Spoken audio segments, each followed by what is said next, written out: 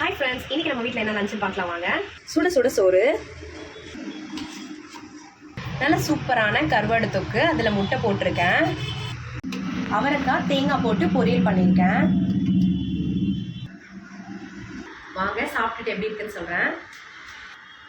கொஞ்சம் முட்டை, கொஞ்சம் பொரியல்.